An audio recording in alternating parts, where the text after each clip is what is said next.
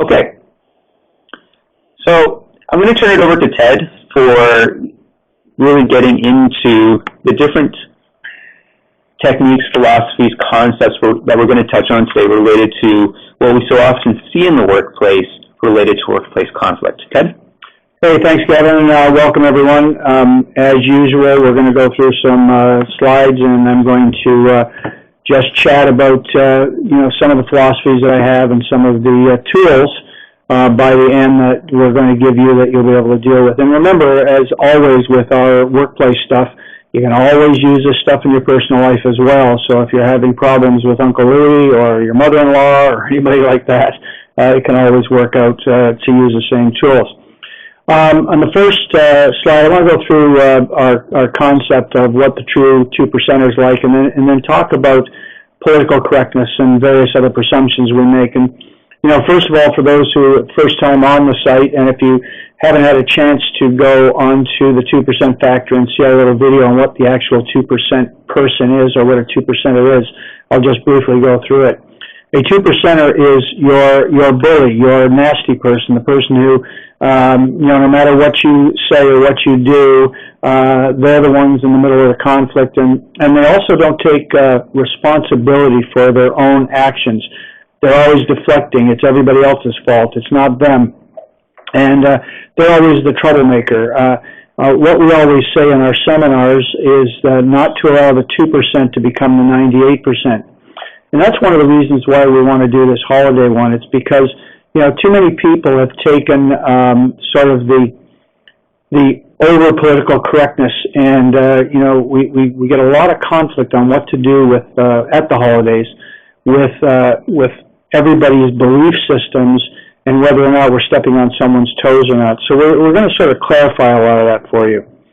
So what's the difference between a 2%er, a 2% incidents, and 2% complaints? Well, a 2%er is, as I said, a person who, no matter what you say or do to them, they don't take responsibility for their actions, and they really don't appreciate or understand how their behavior is affecting others. They may say something nasty, or they may pick on somebody. Well, it's not my fault. If they wouldn't do that, then I wouldn't have to pick on them. So you can understand what that is. The 2% incident would be a flat tire. Getting up in the morning and having a great presentation you had to do, and you had a really big pimple on your nose or something like that. That's a 2% incident. And I'll keep repeating this throughout. Our problem is we make the 2%er 98 instead of dealing with the fact that I just had a flat tire, I've just had a pimple, now the rest of my day is going to be good. 2% complaints, they usually deal with the 2%er. That's always the person who is always complaining about everything. No matter what you say, no matter what you do, no matter what type of a holiday party you try to put into effect, they're going to complain about it. They're going to find fault with it. So, that's the 2% complaints that people do. I don't know if you've ever tested this, but ask somebody how their holiday went when they come back from a cruise or someplace, and what's the first thing that comes out of their mouth is the 2% complaint, instead of saying we had a great trip. By the way, the room wasn't what we thought, but the first thing is, the room was too small. So we have a tendency as human beings to always put the 2% complaints ahead of everything we do. We don't look at the 98% good stuff that comes out every day. One of our biggest problems at this time of year, and actually more than this time of year, just about everywhere, is what our presumptions interfere with everything we do. For example, we will be too politically correct. I'm going to mix the two comments there. We'll be too politically correct because we're assuming that the other person is going to take offense to us saying Merry Christmas.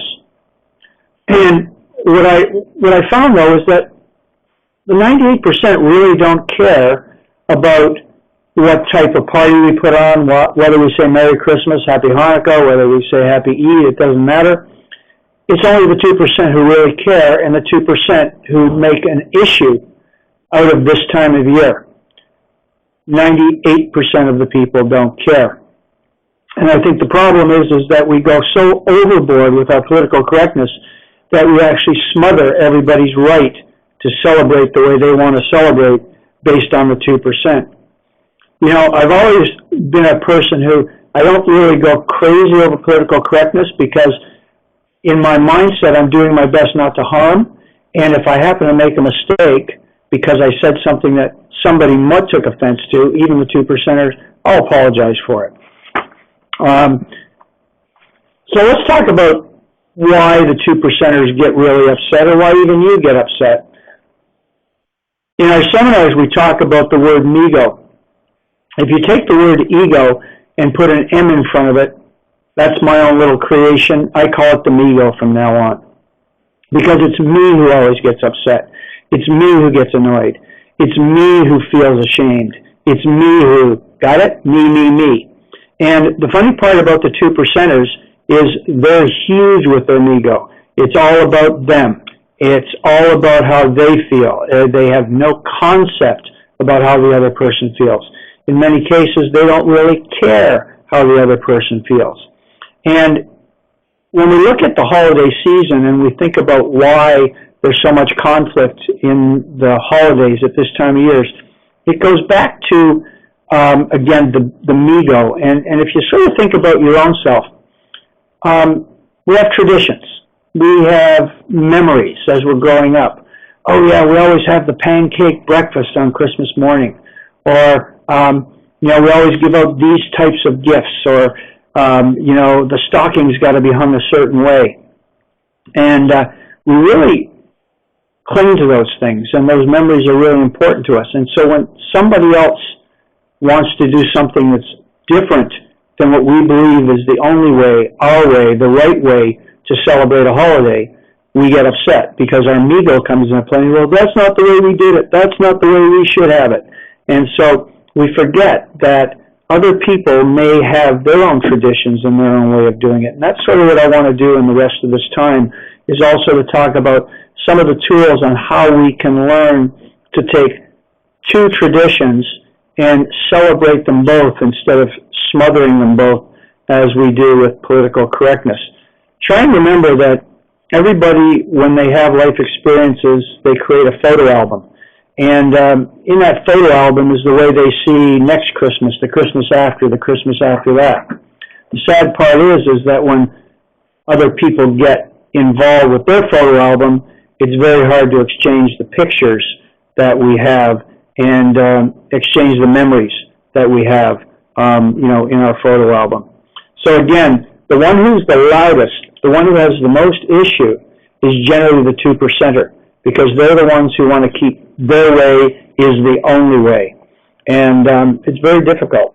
So Ted, would you say then that taking this to the workplace, we've all encountered at some point that one employee, perhaps more than one employee or coworker, that no matter what happens, as you say, it's a 2%er, complains about everything. The Christmas music, if it's being played, is too loud. Shouldn't have a Christmas party, shouldn't spend money on that. When you do encounter someone like that, in light of the MEGO, perhaps it sounds like the first thing you should do is think about, okay, has something changed recently in the past year or two, especially if it's a long-term employee, that could have sort of initiated that behavior where the person just doesn't want to change? What do you mean? I'm sorry, miss. I'm looking for a source. We're talking about the source as the MEGO, and you were saying that a lot of the time it's because we all have expectations, traditions, things we prefer. If this behavior starts to pop up out of somebody that perhaps it didn't come out of before. Oh, I see. Yeah. So if it didn't come out before, yeah, there might be a trigger. I mean, let's say, a family, the traditions changed. A family member passed away. Let's say, for example, in families, because of course we do bring our personal into the business, and that reflects, in business. But let's say, for example, there's a marriage in the family, and where the children used to come over to grandma's house and get that pancake breakfast. Now they have kids. They don't want to do pancake breakfast anymore. So she or he might find their traditions being taken away at home, and therefore they might be more clingy at work to try and make sure, we've done it this way at work and we can't change that. So trying to take the sort of out of control they have at home and taking more control at work. So that's a good point. That's a good point. Because I'm just thinking that our habit is when that happens, especially if you I love Christmas.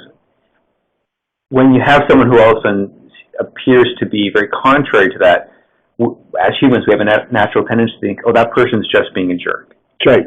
So digging, probing a little bit, getting past that initial label of they're just trying to cause a problem, and figure out, did something or has something occurred lately to trigger that? And there are people who, like, you say you like Christmas. I don't. And I'm going to talk about that, but it's not a matter that I don't. The idea is, so how does someone like yourself, someone like me, get together and make sure we have cooperative action? So that's sort of, the essence that we're going to talk about. So when we go to our tenet 4, we understand that in tenet 4 that each person involved in a relationship should always be looking for a balance and equilibrium in order to create cooperative action without losing sense of self. Now, in the corporate sense of self, in the corporate sense of self, that deals with all of the laws, collective agreements, all of those sorts of things. In a personal sense of self, it's how much can I take before I get toxic? Now, when we teach this concept to management and to employees, we come from a place where we say, if I can, I will. So the idea is, when you're talking about the holiday season, when you're talking about what we do and whether or not I like Christmas or don't like Christmas, whether I want my traditions, and how do I meld them with somebody else's traditions, I have to come from a place of, if I can, I will. For example, I don't buy presents, and I know some of you will be shocked at that, but I don't buy presents and I don't accept presents. No, not even for my grandchildren. And, stop laughing out there or stop raising your eyebrow. But the thing is I don't need another sweater, and I'd rather give a gift to a food bank or some charity than spend $50 on something that I believe someone will like, but I'm not sure they'll like. Because when it does come to gift giving, I find that a lot of us forget to buy the gift for the other person, but we buy the gift we like based on our needs and wants to give to the other person, and it mixes it up. Now, here's where the if I can, I will come into place. I am not the Scrooge who says, I'm not going to do this, that's stupid, you're wrong. And that's where we have to make the changes. When I go to that Christmas celebration at my family's, I sit and watch everybody. Sometimes I become the Santa Claus who gives the gifts out. And I love our Christmas dinners. I love all of the family functions and all that. It's just that I choose not to participate in a gift giving or gift changing. So let's bring that to the workplace. Let's say that you've had a workplace where you've always had the Secret Santa. Everybody picks a name. It's a $20 maximum, and everybody's to participate. Well, what do you do if someone like me is in the workplace that says, you know what, I don't want to spend $20. I don't want to buy a gift. Do you put the pressure on them and say, no, you're not a team player, and everybody starts talking against them? Or do you say, oh, wait a minute, he doesn't want to participate, that's cool. What's wrong with him not participating or her not participating? We also might find sometimes that we put these little Christmas things out where, it's been tradition. What if that person doesn't have the $20? What if that person doesn't have the money? And, that can create an embarrassment, especially if there's so much peer pressure that you will be part of the celebration or you're ostracized. So I find, as Gavin said at the beginning, this time of year it can be pretty stressful for a lot of people. So again, tenet number 4, keep in mind, as we go through this, we're going to add to this, by the way, but tenet number 4 comes from a place of, if I can, I will. So how do you participate? How do you get involved with that without doing it? So the next we want to deal with is dealing with employees who will complain about every celebration, no matter what it is, every holiday. These are the 2%ers. From a standpoint of a company, getting their committee together for their holiday party, figuring out what to do, and then saying, oh my God, Ted's not going to like this, we better alter everything. My strong suggestion to everyone, do not alter the 98% of your celebrations or the way you want to do it based on the 2% who are going to complain anyway. I know in my family, they will not, and I will not allow them to dumb down Christmas simply because I don't want to be there or I want to do it. So again, very serious here. Do not go out and change everything based on those one or two people who don't want to participate. We had one company, remember, one of our clients, who actually was going to cancel their Christmas luncheon because one employee didn't want to go. And he was vocal. They didn't know how to deal with them, and Yeah. they were going to actually. And it was something that we learned. The 98% of the employees that were good with the event really looked forward to it. So they were inadvertently about to harm the 98% who had really looked forward to that luncheon each year in order to satisfy the unfortunate need, I guess, of this one employee. But that's so often what you see in the workplace. We want to fulfill the need or satisfy that one individual, and we end up harming typically the silent majority who are actually looking forward to it.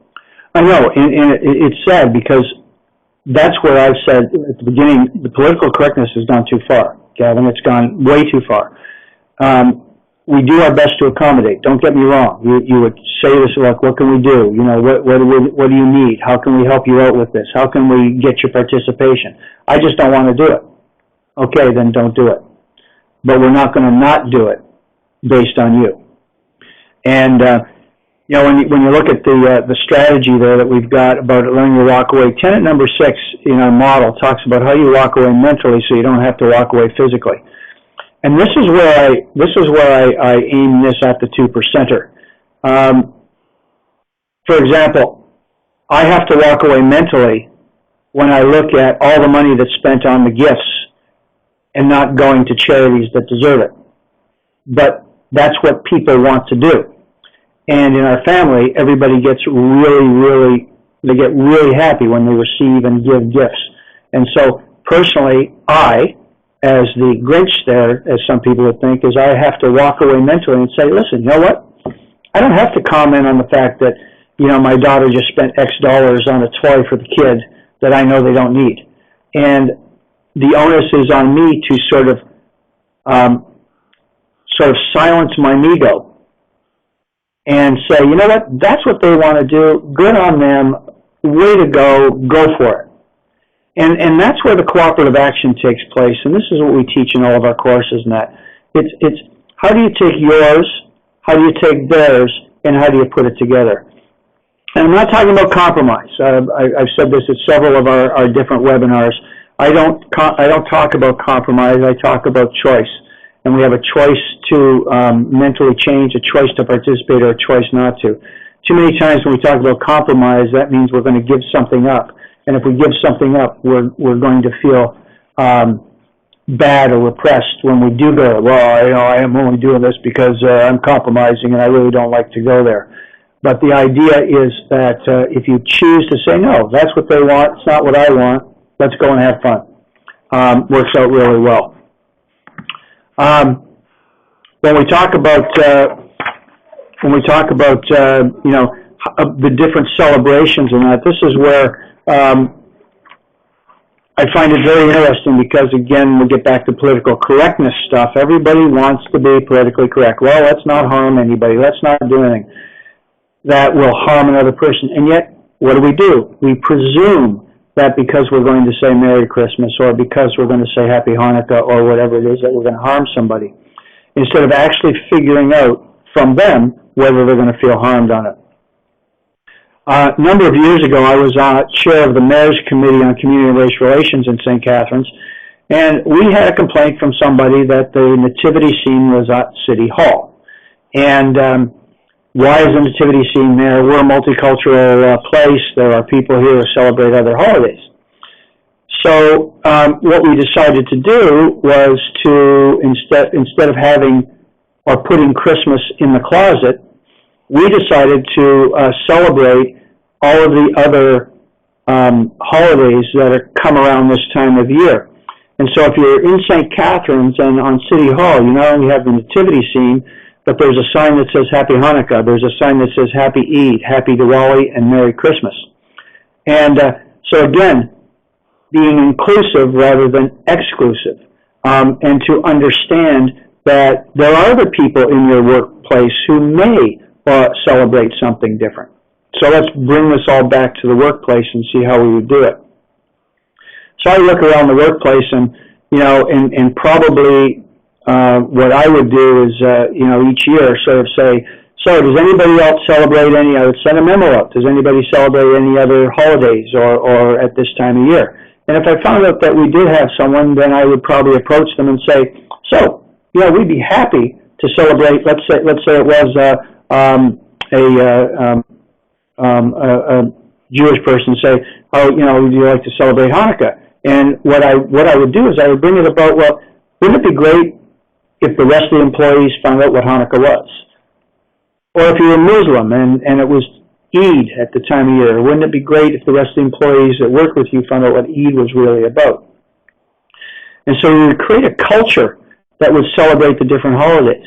And the education on that is unbelievable in the workplace. And I'll tell you, if you can bring your workplace to the point where they can start celebrating the 3 or 4 holidays at this time of year, it just reinforces and builds a team that you wouldn't believe. Now, one thing I do want to clarify, because we've encountered a situation in the past where this was the suggestion put out there, celebrate each of the holidays, and the feedback we got was, well, we do this big Christmas party every year. We can't, we don't have the budget, nor do we have the time and effort to create this big celebration for 6 or 7 different holidays. And I just want to be clear, that's not what we're suggesting here. There doesn't have to be it's not a huge celebration that we're suggesting, but rather more an acknowledgement and education, but still having that one that one at the end of the year, sure, we'll call it a Christmas party. But through the year, you still have those smaller events, perhaps run by 1 or 2 of the employees who celebrate that holiday. They sort of take the wheel on that one. And so it doesn't have to be this huge, expensive, burdensome celebration. I also think that you have to look at the company that you're with too, and at the time, the company that you're part of. We are becoming more multicultural. You may find that you may be in an organization where actually Hanukkah will be celebrated as more of the event and Christmas as a secondary event. You may be in a company where Eid is celebrated as more of the event and Christmas is a secondary event. And so again, you find yourself sort of building this cooperative venture because you're celebrating everybody else's right to do it. And I'll tell you another thing too is if you do this properly, you're going to find that your employees will step up to the plate. And as far as them contributing or them being part of it, they're going to help celebrate and make this a huge thing as well on all avenues. Our main thing with this slide is trying to be more inclusive and less exclusive. Trying to understand that, you do have people who celebrate something different. And, again, it's trying to be proactive instead of reactive. If you are proactive, you're going to work this out. If you've had an issue this year, start in January. Start in January, say, okay, next year, what are we going to do? Next year, how are we going to make sure that everybody's celebrated? And you start setting the stage for that. So again, it's to be more inclusive and less exclusive. So here's the big one. How do you figure out who works where, when, and who gets the time off and who doesn't? We do live in a country that basically celebrates Christian-based historical holidays. We have Easter is taken off, Christmas is taken off, various celebrations. That's not going to change anytime soon. So the idea, if you were a minority in a company, says, well, we don't celebrate, I don't get my day off. Sometimes maybe by working something out, maybe they can get a day off. Maybe it can be worked out if it is the minority. But if we want to strictly talk about this time of year and Christmas off, Christmas Eve and that sort of thing, first of all, realize what type of company you work for. I was in retail in my early 20s for 5 years, and I knew I was in retail. I worked till Christmas Eve, till we closed. Boxing Day at that time was a big sale. I had to work Boxing Day. Nowadays, There are a lot of people who are even working Christmas Day that they have to work Christmas Day, depending. If you work in a hotel, if you work in a banquet center, you know, the idea of saying, I'm going to take Christmas off and you better get me Christmas off might not be something that would work well in that workplace. And so you have to make a decision yourself as an employee whether or not Christmas is more important than the workplace. And, you know, those negotiations you have to take with your employer at all times. I'll tell you, though, that if you work all year to build a culture of cooperative action, and when it comes around this time of year, you're going to find that there are going to be various people who step up to the plate. For example, this coming Sunday is my granddaughter's 12th birthday. My son-in-law, who works in Toronto, found that he was scheduled on the day. And even though he asked for it off, some scheduler wasn't thinking. So he just put a quick memo out to some of the other managers where he works, and somebody quickly stepped up the plate and said, sure, I'll switch with you. So that's a culture of cooperative action that you put into a workplace. And you can't start that at Christmas in December and say, okay, everybody, we're going to cooperate on doing this. Start in January, everyone. Start putting a culture together that is going to be a culture of cooperative action, for everyone that works in your workplace. From the employee's perspective, again, I'm going to bring in tenet number 4. Come from a place of if I can, I will. I mean, if it's really, really important for someone in your workplace to have a specific day off to celebrate a specific holiday, why wouldn't you come from a place of if I can, I will, and do your best to work it out? I'll go back again. If you've got a culture of cooperation, some other employee will step up to the plate and say, you know what, I don't have any children anymore, I live alone, yeah, I'll work Christmas Day and you take the day off. And that only comes from, hard work and, making sure that from the top, as a manager, as an owner, that you create, such a workplace on a regular basis. Gavin? I was just going to throw in the comment that from past companies I've been with, sort of the litmus test with whether or not employees can successfully create this cooperative action on their own, and in a case like this decide will they or won't they work amongst themselves. Often what it comes down to is, I'll use the term nickel and diming. Those employees that feel that the company has nickel and dimed them, counted every minute they've been there, you're not allowed to leave at 4:59 because you have a doctor's appointment, you have to wait till 5. They're the ones who will come back and say, I'm not working. But if management of a company says, we will accommodate you, if I can, I will, and they show that they're willing to accommodate, employees do this really great thing back. They accommodate their employer. Sure. And when the employer says, I'd love to be able to let everyone go at noon on Christmas Eve, but I need 2 people to stay back in the department to answer phones, you will have volunteers. You don't have to instruct or direct anyone. You will actually have people stepping up, and it's a really wonderful thing when that happens. That's true.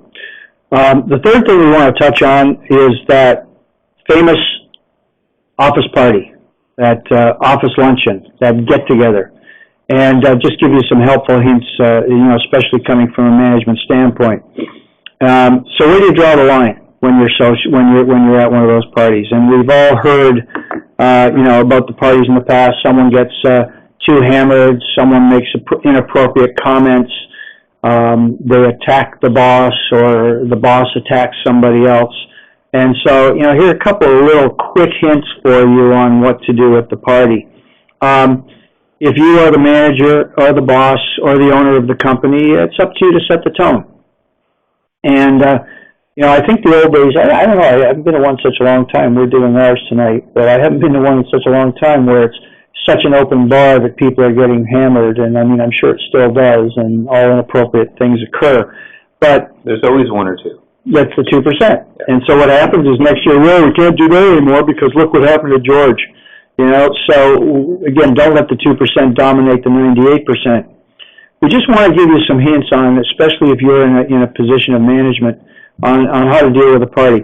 When you go to a party like that, you are still the boss, and they're going to see you as the boss. And in some instances, some employees are going to feel guarded. If you're a dominating type of personality, how do you interact? How do you make it so that the party becomes fun and everybody's not sitting there quietly, on their hands, worried about what to say and what to do? One of the things we talk about, especially when you're doing networking or anything, or meeting somebody new, or let's say you're on your first date, one of the things is to be more interested and less interesting. Now, what we mean by that is that sometimes our ego gets in the way, and all we want to do is keep talking about ourselves. This is what I am. This is who I am. This is what I do.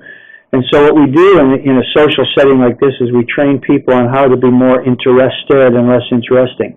So you might walk up to one of your coworkers or one of your employees and say, "So, how do you guys celebrate Christmas?" Or especially the newer ones, "It's your first year here. Welcome to our Christmas celebration.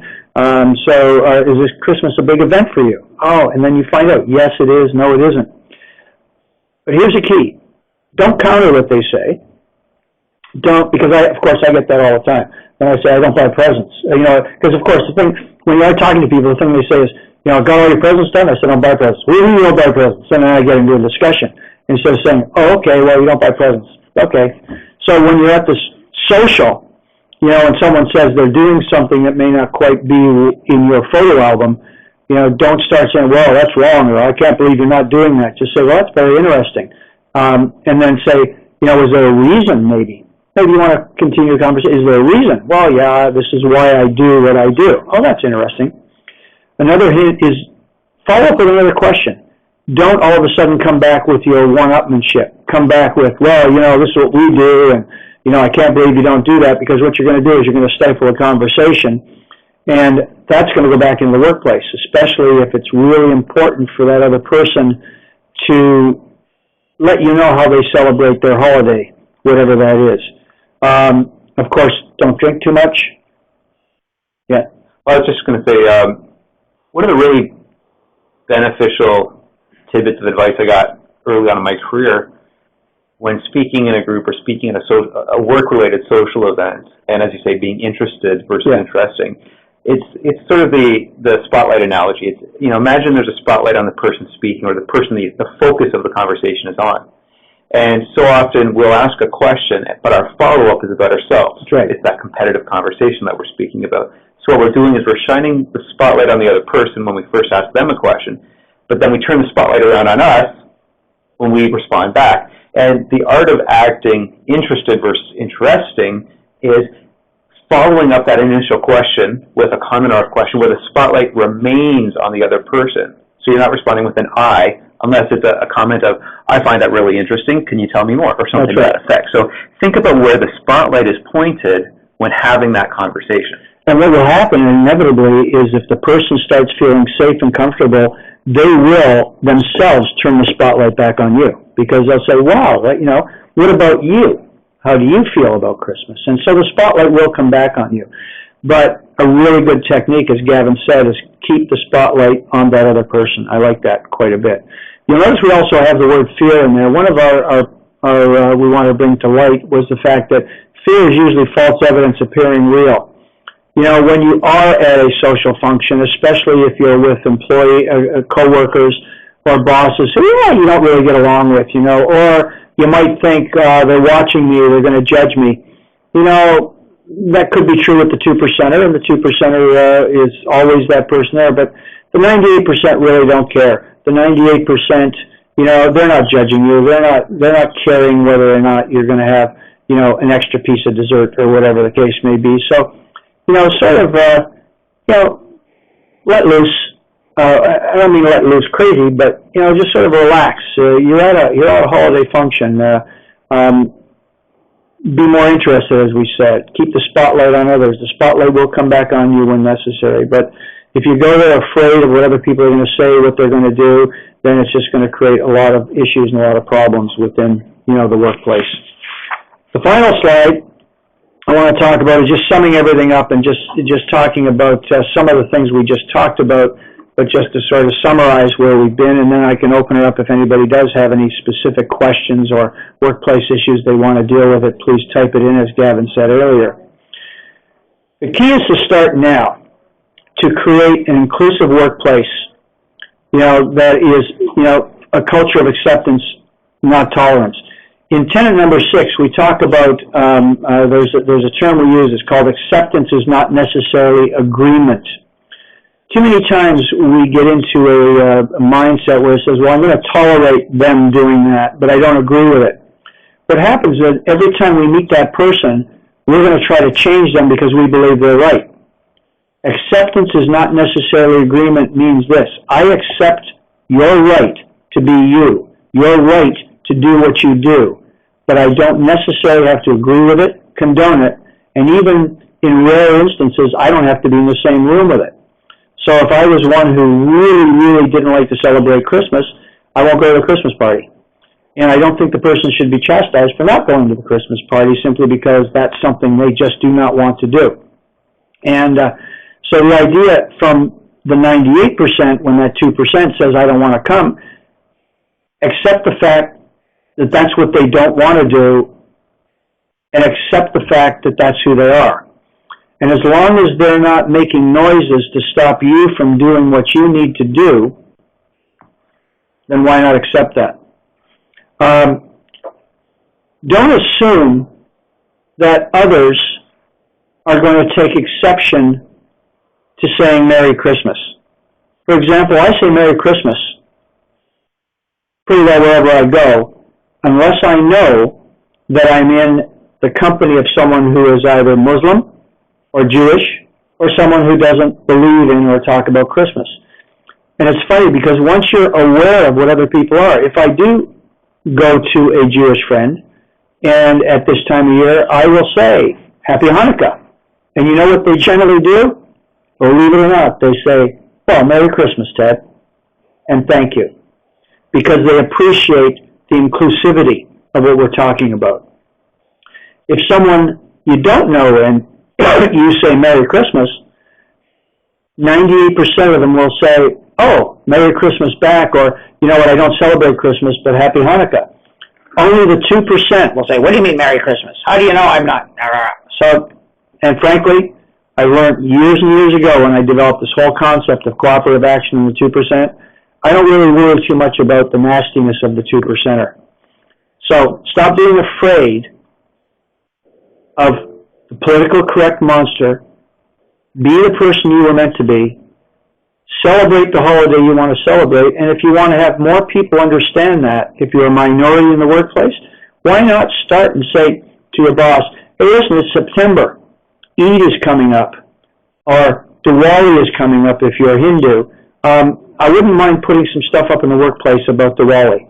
And you're going to be surprised how many people will accept that. So that's really just about it. Again, my key for this is that don't make this a huge conflicting time of year because it doesn't have to be. Come from a place of if I can, I will. Don't put Christmas in the closet or any other celebration you have in the closet. And be more inclusive and less exclusive in the workplace. And you're going to find the only people that care about or that are going to disrupt are the 2%ers. And as we say all the time, sorry for their luck, but don't allow them to stop you from being the person you were meant to be. So there's the stuff about our website. Gavin's going to talk about that in a second. But any questions before we sort of sign off? Any issues that you're dealing with that maybe I can help you with? Or you might take exception to what I'm saying. Even tell us that. Well, while they have a chance to type, for anyone out there, if you go to our website, we do have a resource center there in addition to the social media links posted. There's actually a lot of really great, and I don't say that because we created it, I say that because we've had a lot of great feedback, although, yes, we did create it. But we have got a lot of great free content available to you, ranging from management and leadership situations to general workplace conflict tips and advice.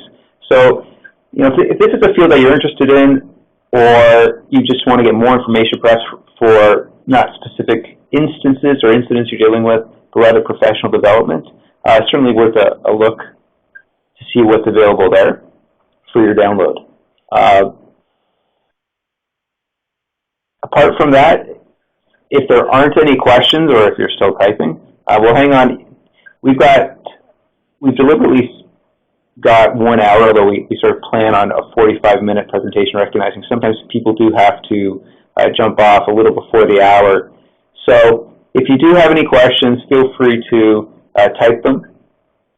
Ted and I are going to stick around until the top of the hour. Otherwise, thank you very much for coming on this Friday.